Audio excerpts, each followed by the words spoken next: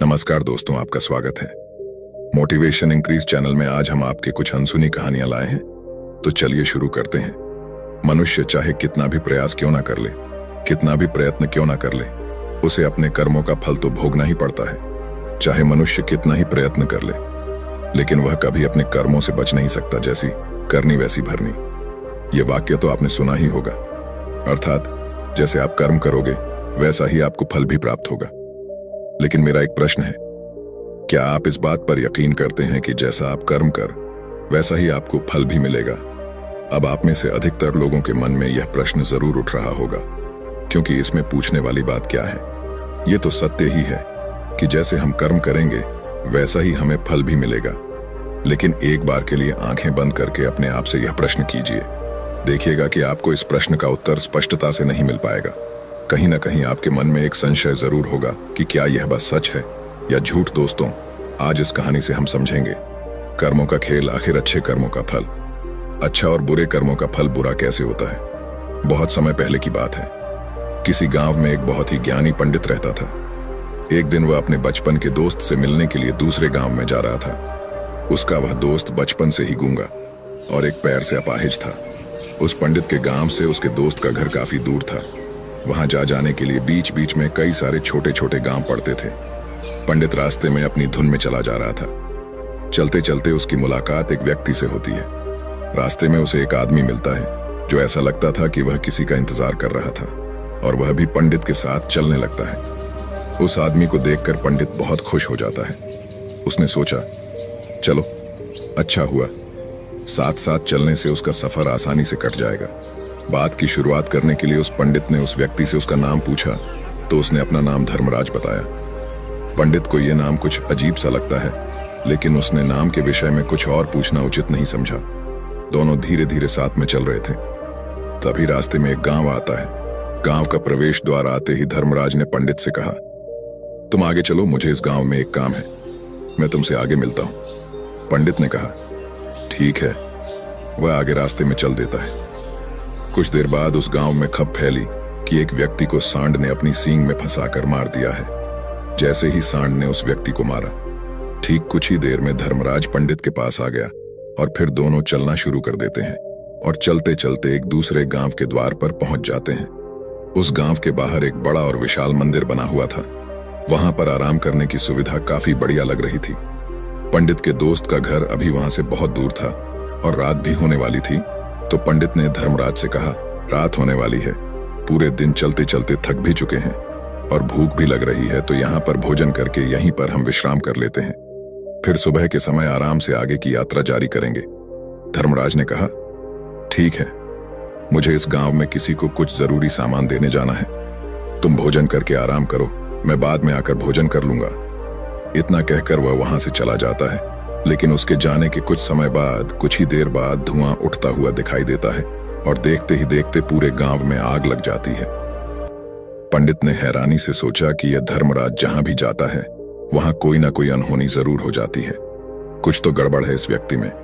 लेकिन पंडित ने रात्रि में धर्मराज से कुछ भी पूछना उचित नहीं समझा और वे दोनों सो गए। सुबह होते ही दोनों फिर से अपनी यात्रा शुरू कर देते हैं। कुछ देर चलने के बाद रास्ते में फिर से एक गांव आता है। धर्मराज ने फिर पंडित से कहा, आप आगे चलिए, मुझे इस गांव में अपने मित्र से मिलने जाना है, मैं अपने दोस्त से मिलने के बाद आगे रास्ते में मिलूंगा। यह कहकर धर्मराज वहां से चला गया। लेकिन पंडित इस बार आगे नहीं गया।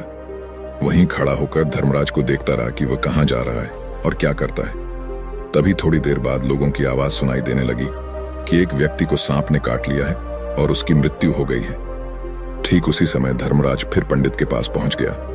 लेकिन इस बार पंडित से रहा नहीं गया और उसने धर्मराज से पूछ ही लिया कि तुम जिस भी गांव में जाते हो वहां कोई ना कोई अनहोनी जरूर हो जाती है, क्या तुम मुझे बता सकते हो यह ऐसा क्यों हो रहा है? धर्मराज ने कहा, पंडित जी, आप तो मुझे बहुत ज्ञानी मालूम पड़े थे, इसीलिए मैं आपके साथ चलने लगा था, क्योंकि ज्ञानियों का साथ बहुत अच्छा होता है, परंतु आप अभी तक समझ नहीं पाए कि मैं कौन हूं। पंडित ने कहा, मैं समझ गया हूं, लेकिन मुझे कुछ शंका है, अगर आप अपना उपयुक्त परिचय दे दें तो मेरे लिए आसानी होगी।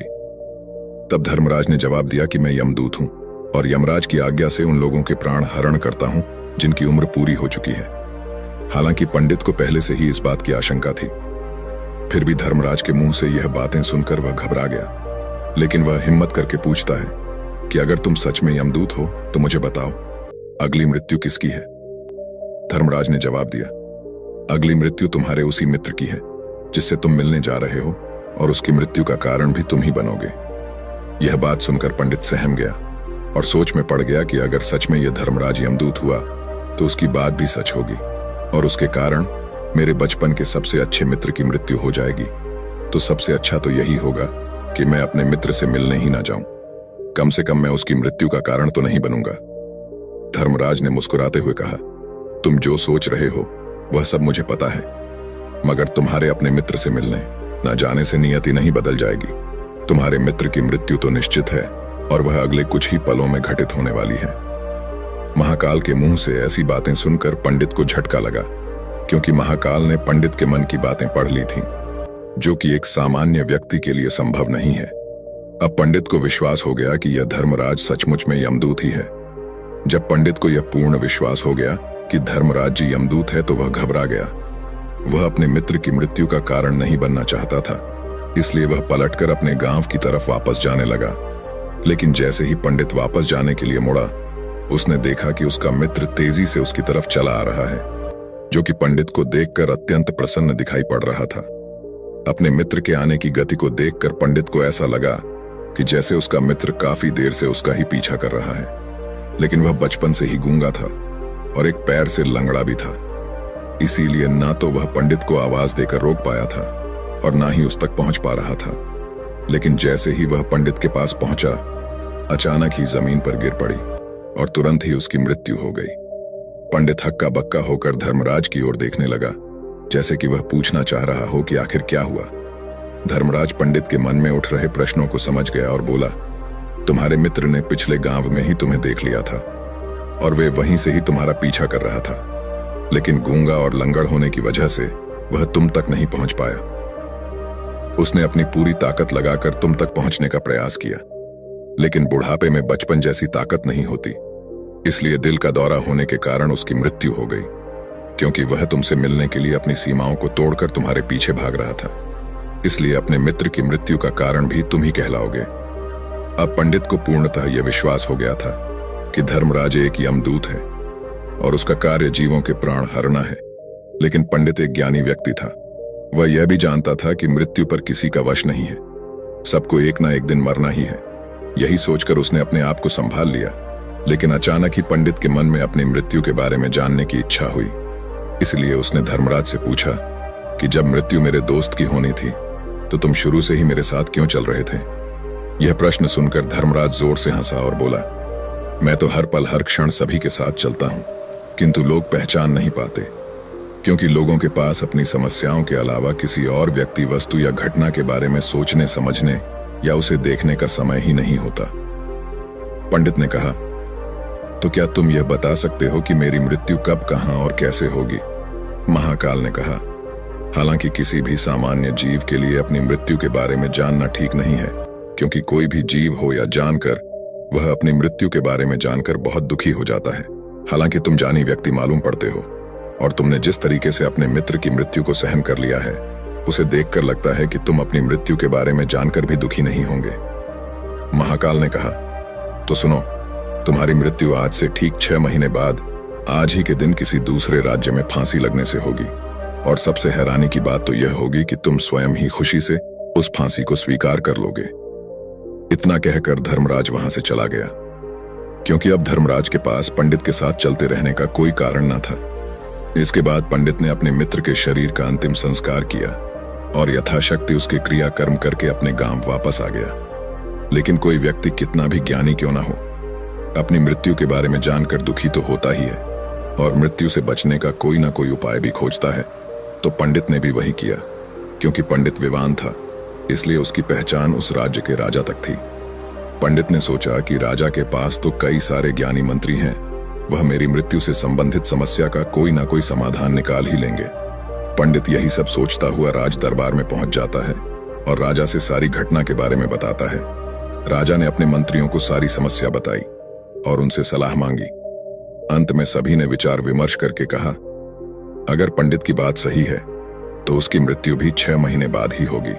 लेकिन मृत्यु तो तब होगी जब वह किसी दूसरे राज्य में जाएगा। यदि वह किसी दूसरे राज्य में जाए ही ना तो मृत्यु ही नहीं होगी। मंत्रियों की यह सलाह राजा को भी सही लगी। इसके बाद पंडित के रहने की सारी व्यवस्था महल में ही कर दी गई और राजा के आदेश के बिना उस पंडित से किसी को भी नहीं मिलने दिया जाता था।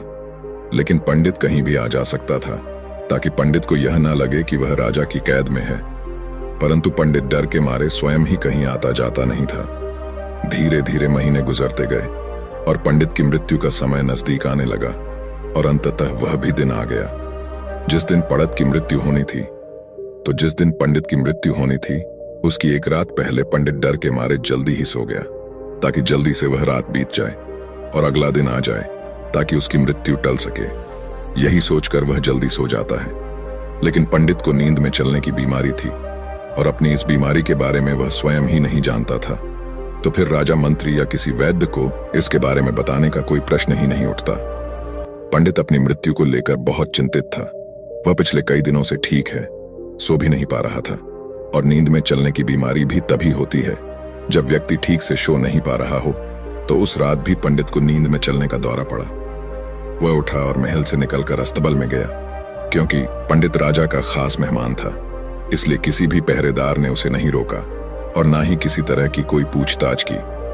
अस्तबल में पहुंचकर वह सबसे तेज चलने वाले घोड़े की पीठ पर सवार होकर नींद में ही अपने राज्य की सीमा से बाहर दूसरे पड़ोसी राज्य में चला गया। इतना ही नहीं, वह दूसरे राज्य के राजा के महल में पहुंच गया।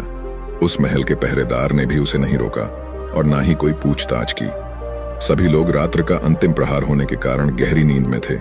वह पंडित सीधे राजा के सैन्य कक्ष में पहुंचा जहां राजा और रानी सो रहे थे। वह पंडित वहीं जाकर सो गया। सुबह हुई तो राजा ने पंडित को रानी के बगल में सोया हुआ देखा तो राजा बहुत क्रोधित हो गया। राजा ने पंडित को कैद करने का आदेश दे दिया। पंडित गिरफ्तार हो गया। लेकिन पंडित तो बहुचक्का था। उसे तो कुछ समझ नहीं आ रहा था कि आखिर वह दूसरे राज्य में और राजा के सैन्य कक्ष में कैसे पहुंचा। लेकिन वहां उसकी यह सब सुनने वाला कोई नहीं था। अगली सुबह राजा ने पंडित को दरबार में पेश करने का आदेश दिया। कुछ देर बाद उस पंडित को दरबार में लाया गया। पंडित को देखते ही राजा इतना बबूला हो गया कि उसे फांसी पर चढ़ा देने का हुक्म सुना दिया। फांसी की सजा सुनकर पंडित कांप गया, लेकिन फिर भी थोड़ी सी हिम्मत जुटाकर राजा से बोला, महाराज, मैं नहीं जानता कि मैं राजमहल तक कैसे पहुंचा। मैं यह भी नहीं जानता हूं कि आपके सैन्य कक्ष तक मैं कैसे आया और आपके महल के किसी पहरेदार या सैनिक ने मुझे रोका क्यों नहीं। लेकिन मैं इतना जरूर जानता हूं कि आज मेरी मृत्यु होनी थी और वह होनी भी जा रही है। राजा को यह बात थोड़ी अजीब लगी। उसने पंडित से पूछा, तुम्हें कैसे पता कि आज तुम्हारी मृत्यु होनी है? राजा के इस प्रश्न के जवाब में पंडित ने पिछले 6 महीने का सारा वाक्य राजा को सुना दिया और बोला, महाराज, मेरा क्या किसी भी सामान्य व्यक्ति में इतना साहस नहीं कि वह राजा के सैन्य कक्ष में राजा की उपस्थिति में रानी के साथ सो जाए। राजा को पंडित की बात में थोड़ा तर्क दिखाई पड़ा, परंतु उसने सोचा कि यह मृत्यु से बचने के लिए धर्मराज और उसके द्वारा अपनी मृत्यु की भविष्यवाणी की कहानी बना रहा है। इसलिए राजा ने पंडित से कहा, यदि तुम्हारी बात सत्य है और आज यह तुम्हारी मृत्यु का दिन है, जैसा कि यमदूत धर्मराज ने तुमसे कहा था, तो आज तुम्हारी मृत्यु का कारण मैं नहीं बनूंगा। लेकिन यदि तुम्हारी बात झूठी निकली तो निश्चित ही आज तुम्हारी मृत्यु का दिन होगा ना। क्योंकि जिस राज्य से पंडित आया था उस राज्य का राजा इस राजा का मित्र था।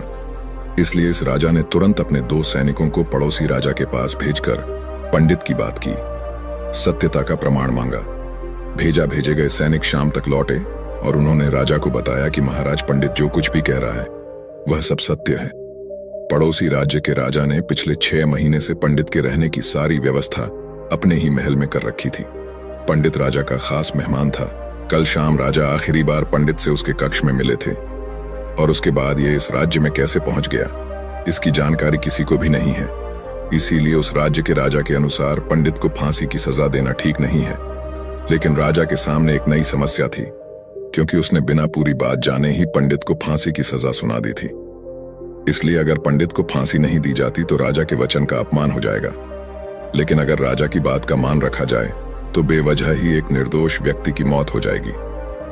राजा ने अपने सभी मंत्रियों से इस बारे में सुझाव मांगा तो मंत्रियों ने राजा को सुझाव दिया कि महाराज, पंडित को एक कच्चे सूत के धागे से फांसी लगवा दी जाए। इससे आपके कथन का भी मान रह जाएगा और कच्चे सूत के धागे से पंडित को फांसी भी नहीं लगेगी और उसके प्राण भी बच जाएंगे। राजा को मंत्रियों का यह सुझाव पसंद आया और उसने ऐसा ही करने का आदेश दे दिया। पंडित के लिए कच्चे सूत के धागे से फांसी का फंदा बनाया गया और नियम के अनुसार पंडित को फांसी पर चढ़ाया जाने लगा। सभी लोग बहुत खुश थे कि ना तो पंडित मरेगा और ना ही राजा का वचन खाली जाएगा। पंडित को भी पूर्ण विश्वास था, यह सूत के धागे से तो उसकी मृत्यु हो ही नहीं सकती। पंडित उस पर चढ़ने के लिए तैयार हो गया, जैसा कि धर्मराज ने भविष्यवाणी की थी कि तुम खुद ही अपनी फांसी को स्वीकार करोगे। लेकिन जैसे ही पंडित को फांसी दी गई, सूत का धागा तो टूट गया, लेकिन टूटने से पहले उसने अपना काम कर दिया था। पंडित के गले की एक नस सूत के धागे के झटके से कट चुकी थी और पंडित जमीन पर पड़ा तड़प रहा था।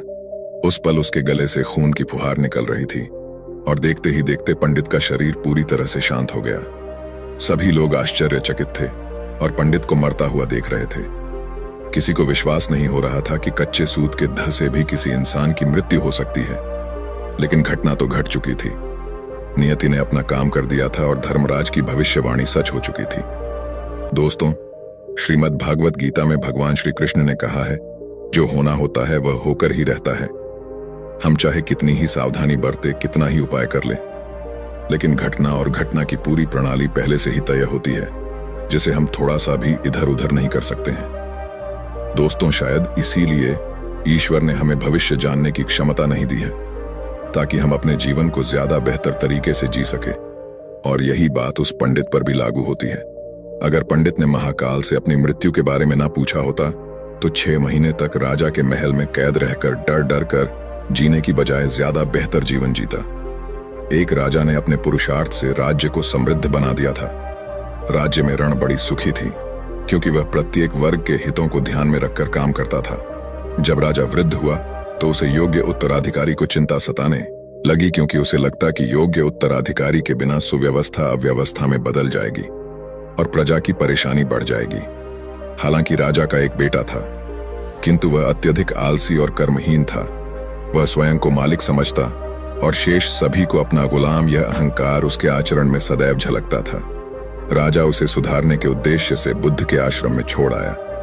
बुद्ध ने अगले ही दिन राजकुमार को आदेश दिया, वत्स, यहां से 5 कोस पर एक जंगल है, तुम वहां जाकर फूलों के कुछ पौधे ले आओ और उन्हें आश्रम के अहाते में लगा दो। यह सुनते ही राजकुमार को बड़ा क्रोध आया, क्योंकि उसने तो आदेश देना ही सीखा था।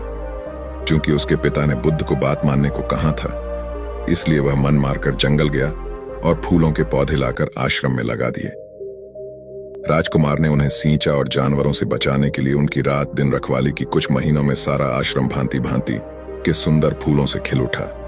राजकुमार अपनी मेहनत का ऐसा फल देखकर बहुत प्रसन्न हुआ। बुद्ध ने उसे शाबाशी देते हुए समझाया, वत्स, याद रखो, जो सोता है उसका भाग्य भी सो जाता है और जो चलता है उसका भाग्य निरंतर उसके साथ चलता है। अब राजकुमार कर्मठ बन चुका था। राजा को अपना योग्य उत्तराधिकारी मिल गया था।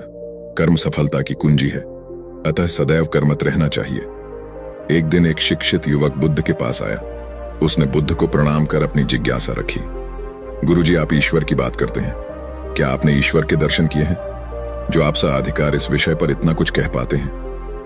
बुद्ध ने कुछ नहीं कहा और स्नेहपूर्वक उसके सिर पर हाथ फेर दिया।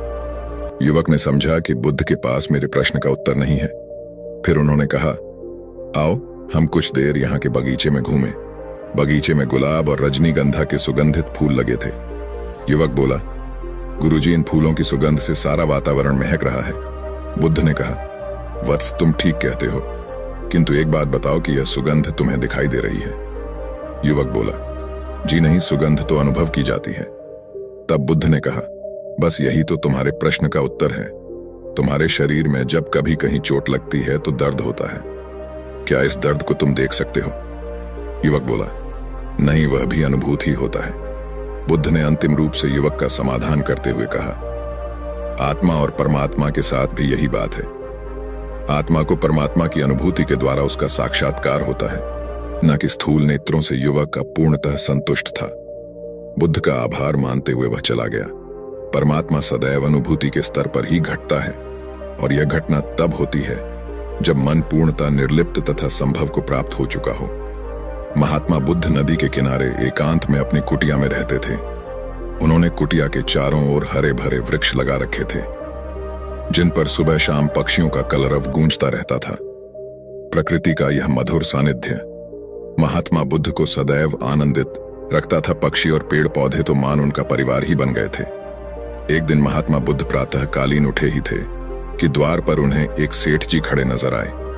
उन्हें चिंताग्रस्त देख महात्मा बुद्ध ने उनसे समस्या जाननी चाहिए। सेठ जी बोले, महाराज, मेरे पास विशाल संपदा है, भरा पूरा परिवार है और मुझे कोई रोग भी नहीं है, फिर भी मुझे नींद नहीं आती।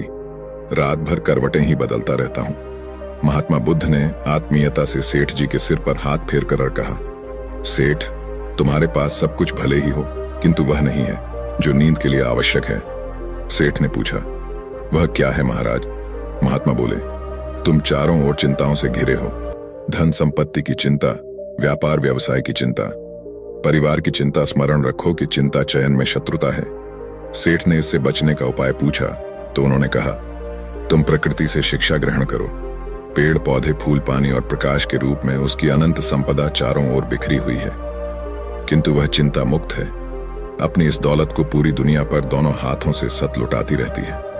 तुम यदि उससे प्रेरणा लेकर अपना जीवन भी उसके अनुरूप बना लोगे तो तुम्हें न केवल नींद आएगी बल्कि अतीव शांति महसूस होगी। सेठ ने महात्मा बुद्ध की बात का मर्म समझा और लोक कल्याण की राह पर चल पड़ा। धन और ज्ञान देने से बढ़ते ही हैं, इसलिए इनके संग्रह के साथ साथ इनके दान की वृत्ति भी रखनी चाहिए। एक गरीब किसान गौतम बुद्ध का बहुत बड़ा भक्त था। एक दिन वह बुद्ध के पास आया और अपने गांव आने का आग्रह किया। बुद्ध उसके गांव पहुंचे तो सारा गांव उन्हें देखने व सुनने के लिए उमड़ पड़ा, किंतु वह किसान नहीं आया हुआ। यह कि उसी दिन किसान के बैलों की जोड़ी कहीं खो गई। किसान इस दुविधा में रहा कि बुद्ध का प्रवचन सुने या अपने बैलों को खोजे। काफी सोचने के बाद उसने अपने बैलों को खोजने का निर्णय किया। घंटों भटने के बाद बैल मिले। थका हारा किसान घर आया और भोजन कर सो गया। अगले दिन वह अति संकोच से क्षमा प्रार्थी बन बुद्ध के पास पहुंचा तो वे बड़े स्नेह से बोले, मेरी दृष्टि में यह किसान मेरा सच्चा अनुयायी है। इसने उपदेश से अधिक महत्व कर्म को दिया। यदि यह कल बैलों को न ढूंढते हुए उपदेश सुनता तो मेरी बातें इसकी समझ में नहीं आती, क्योंकि मन बैलों में अटका रहता। इसने कर्म को महत्व देकर प्रशंसनीय काम किया। सार यह है कि हम जहां जिस भूमिका में हो उसका ईमानदारी से निर्वाह करें। यही सच्ची आध्यात्मिकता है, क्योंकि प्रत्येक धर्म कर्म को ही सर्वोपरि महत्व देता है। गौतम बुद्ध को उनके अनुयायी यदि स्नेह से कहीं बुलाते तो वे अवश्य जाते। फिर जब बुद्ध पहुंचते तो श्रोताओं की भारी भीड़ उमड़ पड़ती। बुद्ध के वचनों में जो अमृतत्व होता था उसका पान करना सभी को प्रीतिकर लगता था। उनके उपदेशों में ऐसा कुछ अवश्य होता था जिससे गंभीर समस्याएं सुलझ जाती और कुछ न कुछ सार्थक भी प्राप्त हो। सार यह है कि हम जहां जिस भूमिका में हो उसका ईमानदारी से निर्वाह करें। यही सच्ची आध्यात्मिकता है, क्योंकि प्रत्येक धर्म कर्म को ही सर्वोपरि महत्व देता है। गौतम बुद्ध के पास उनका प्रिय शिष्य पूर्ण पहुंचा। बुद्ध ध्यानावस्था में बैठे थे। पूर्ण के पहुंचने पर उन्होंने आंखें थोड़ी सी खोली और पूर्ण से आने का कारण पूछा तो उसने कहा, मैं धर्म प्रचार के लिए जाना चाहता हूं, आपकी आज्ञा चाहिए। बुद्ध मुस्कुराए और कहा कि पूर्ण, धर्म की राह बहुत मुश्किल है। तुम लोगों को अच्छी बातें बताने जाओगे और लोग तुम पर नाराज होंगे। हो सकता है कि अब शब्द भी कहे। इस पर पूर्ण ने कहा, कोई बात नहीं, मैं यह सोचकर उनकी बातों पर ध्यान नहीं दूंगा कि उन्होंने अपशब्द ही कहे, पिटाई तो नहीं की। बुद्ध बोले, हो सकता है कि कुछ लोग हाथ उठा दें। पूर्ण ने कहा, तब मैं यह सोचकर उन्हें क्षमा कर दूंगा कि उन्होंने मुझ पर शस्त्रों से प्रहार तो नहीं किया। बुद्ध फिर बोले, हे पूर्ण, हो सकता है कि कुछ लोग तुम पर शस्त्रों का भी उपयोग करें। पूर्ण ने उत्तर दिया, तब मैं यह सोचकर उनके प्रति कोई प्रतिकार की भावना नहीं रखूंगा कि उन्होंने मुझे मारा, पर जान से तो नहीं मार डाला, मुझे जीवित छोड़ दिया। बुद्ध ने फिर कहा, और यदि तुम्हारे प्राण ही ले लिए? तब पूर्ण ने तत्क्षण सिर झुकाकर कहा, तब मैं उनका आभारी रहूंगा कि उन्होंने धर्म के मार्ग पर मेरे प्राणों का उत्सर्ग करने में मेरी सहायता की। मैं उनके प्रति कृतज्ञ रहूंगा।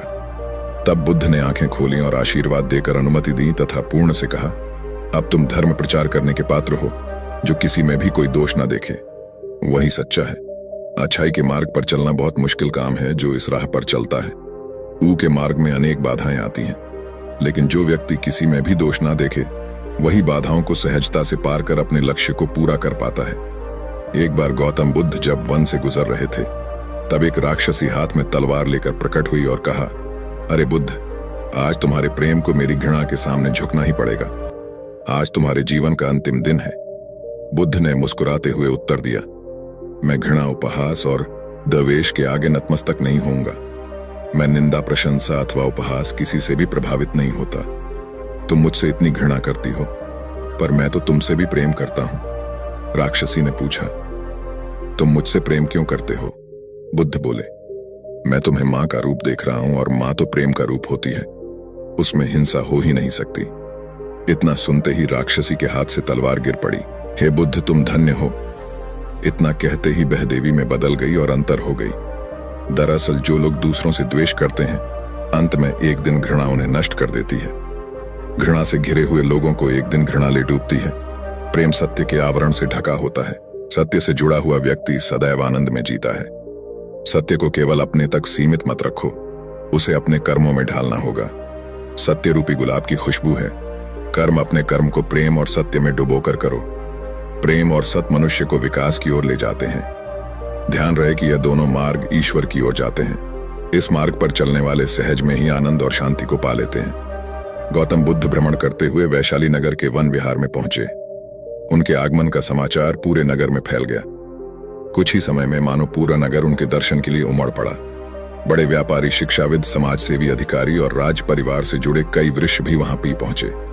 सभी की भावना थी कि तथागत बुद्ध अपने शिष्यों सहित उनके निवास पर पहुंचे एवं भोज का आमंत्रण स्वीकारें। बुद्ध सभी के निवेदन को सुन रहे थे और स्वभावगत मुस्कान के साथ आमंत्रण का आभार व्यक्त कर रहे थे। तभी वैशाली की यादगणिका आम्रपाली भी वहां पहुंची। वह बुद्ध की शिक्षा से प्रेरित होकर बहुत पहले ही अपनी गणिका वृत्ति त्याग चुकी थी। उसने भी बुद्ध को भोजन का आमंत्रण दिया। बुद्ध ने तत्काल उसे स्वीकार किया और अगले दिन भिक्षुओं सहित उसके घर आने की सहमति दे दी। बुद्ध के एक शिष्य को यह बात अच्छी नहीं लगी कि इतने सारे वृक्ष के निवेदन के बावजूद बुद्ध ने आम्रपाली का आमंत्रण स्वीकारा। शिष्य की दृष्टि में आम्रपाली गणिका होने से घृणित कर्म से जुड़ी रही थी। जब सभी लोग चले गए तब शिष्य ने पूछा, भगवान, इतने लोगों ने आपको न्योता दिया, फिर आपने आम्रपाली का ही आमंत्रण क्यों स्वीकारा? बुद्ध ने कहा, माना वह गणिका थी, लेकिन पश्चाताप की अग्नि में तपक वह निर्मल हो चुकी है। यदि कोई व्यक्ति इस निर्मलता को प्राप्त कर ले तो वह उनसे भी श्रेष्ठ हो जाता है, जो ऐसे किसी घृणित कर्म में लीन ना रहे हो। ऐसे व्यक्ति का आमंत्रण स्वीकारने में संकोच नहीं होना चाहिए। कोई व्यक्ति जब तक बुरे कामों में संलग्न रहता है तब तक उससे दूरी रहे तो ठीक है, लेकिन जो बुरे कामों को छोड़ दे उसे स्वीकार करने में संकोच नहीं करना चाहिए। इससे उसकी अच्छाई की ओर बढ़ने की भावना को बल मिलता है।